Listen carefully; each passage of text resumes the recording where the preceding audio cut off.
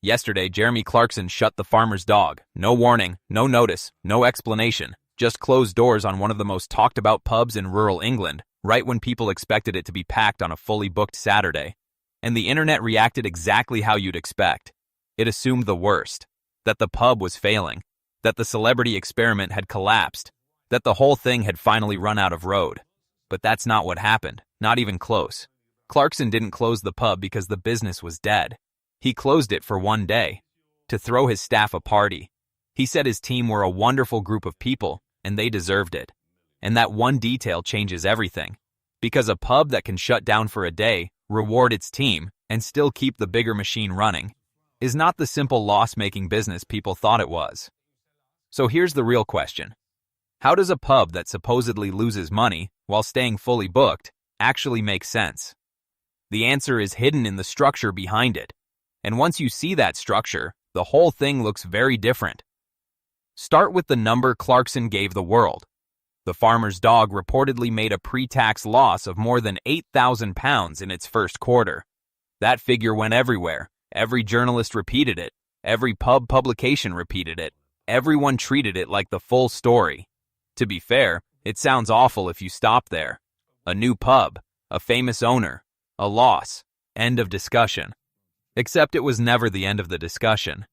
Clarkson's line about turning £100 into 94 became the quote everyone remembered. Funny, sharp, self-deprecating. But it also worked as misdirection. Because people heard the loss and assumed failure. Nobody asked what part of the business that loss was actually describing. That matters. A lot. The food side is expensive by design. Clarkson built the menu around British ingredients only.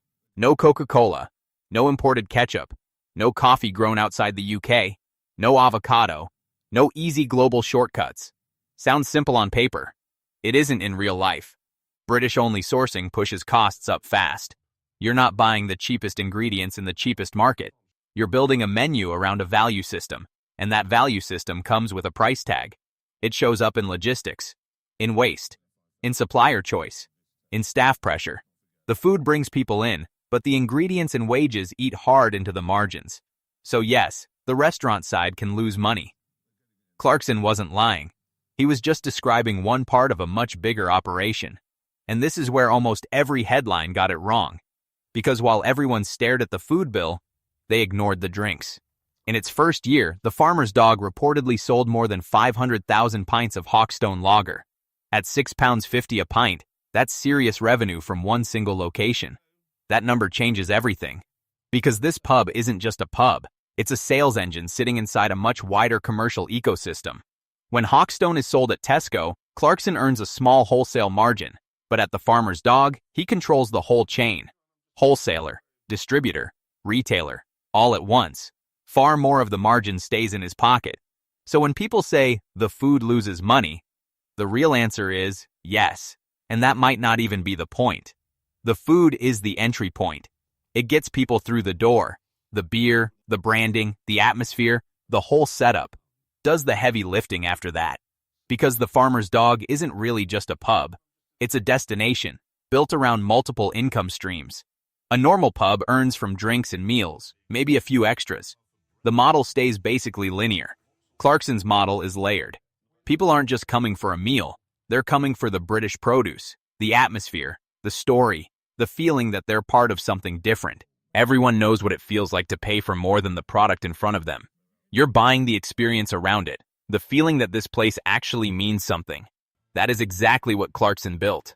Next to the pub sits the Grand Tour tent, which used to travel with Clarkson's Amazon show, now permanently based in Oxfordshire.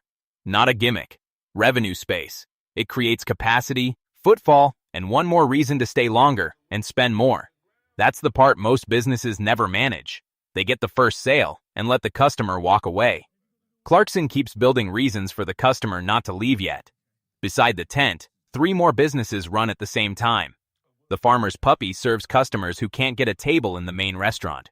Faster service, simpler menu, another way to keep money on site. Sounds basic, but it's exactly the kind of basic structure big businesses get wrong.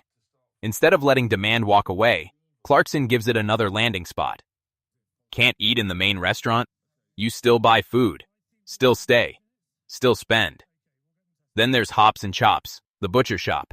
Eat British beef there and want to take some home? Buy it before you leave. Most restaurants create demand and lose it the second you walk out the door. Clarkson built a direct path from the table to the butcher counter. The customer spends again. They don't just eat, they convert. That's a retail mind at work, not just a hospitality one. Then there's the diddly squat farm shop plus merchandise, Hawkstone products, local produce. A 25-pound t-shirt with a 4-pound production cost gives a clean retail margin without needing a kitchen at all. No chef, no stove, no food hygiene headache, just pure profit. And that matters, because the whole site isn't dependent on one type of sale surviving forever. If one stream weakens, another still carries the weight. That's why 146 employees aren't all working in one pub. They're staffing a cluster of businesses that just happen to share the same car park. And here's the real model. Footfall from the pub feeds the tent feeds the retail feeds the brand brings more visitors, the whole system feeds itself. That loop is the entire operation, and it's exactly why so many people misread it. The surface level version is simple. Famous man opens a pub. It makes or loses money. The end. The real version is far more layered, deliberate, and commercially intelligent than any headline allowed. And to be fair, most people probably would misread it. One loss figure, and they assume failure. One quote, and they think they understand the whole business. That's how easy it is to misjudge a setup like this. It's also exactly why Clarkson's model works so well in public. It looks messy, stubborn, like a man doing things his own way. But underneath, it is extremely deliberate. No foreign ingredients, no generic pub chain sourcing, no corporate sameness. Just a very specific offer people can't get anywhere else. And viewers feel that immediately. People are tired of polished, identical experiences designed by committee. They want something that feels real, even if it costs more. That's the emotional pull here. It's not about eating food.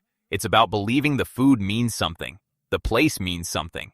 The money you spend is supporting a model you can actually understand. That's powerful. In a world where most brand experiences feel vague and overproduced, Clarkson knows it. He's built a place people talk about, not because it's perfect, but because it feels specific. That specificity is the brand. That is the real moat. In a recent interview with The Telegraph, Clarkson said something that deserves more attention. He's done with business, doesn't understand it, isn't motivated by money. He just wants a good crack. Read that line in context and it becomes even more interesting.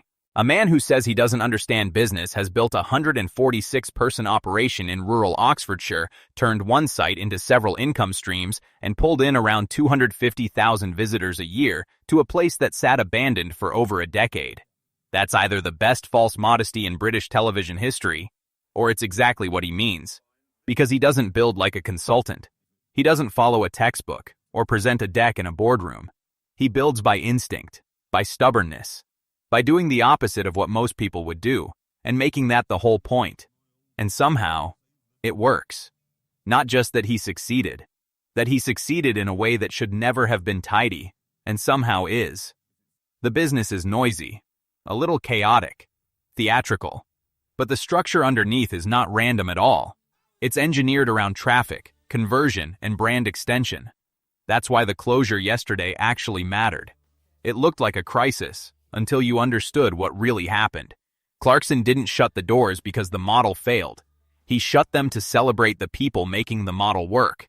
That is a very different story. And it says more about this operation than the loss figures ever could. A business that can afford to reward its staff without damaging the bigger system is a business with structure. A business that can absorb one day of closure and still command national attention is a business with momentum. A business the public keeps misunderstanding while customers keep coming back has something far stronger than simple profit. It has identity, and that identity is the real asset. The pub is only one part of it. The tent, the butcher, the shop, the beer, the produce, the merchandise, the crowd, all of it works together. That's why the mainstream coverage missed the point completely.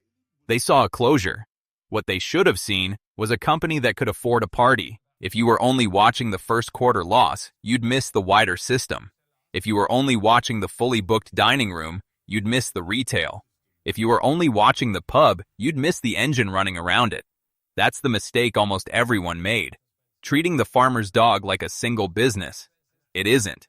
It's a brand ecosystem, built to turn footfall into spend and spend into repeat attention. That is why it keeps working. That is why people keep talking about it. And that's exactly why Clarkson's "I don't understand business" line lands with such force. Maybe he doesn't understand business the way people expect, but he clearly understands people.